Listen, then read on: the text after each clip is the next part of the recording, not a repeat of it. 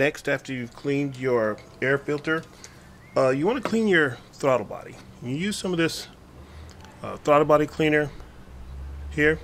You just go ahead and take that next piece of hose off. Throttle body goes to your intake manifold here.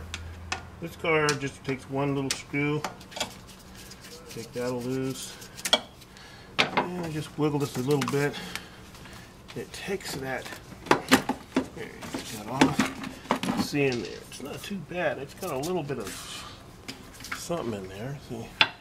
And you just take your cleaner here and you just spray it straight in there, just like this. You give it a good spray. You let it set for maybe 2 or 3 minutes, not long.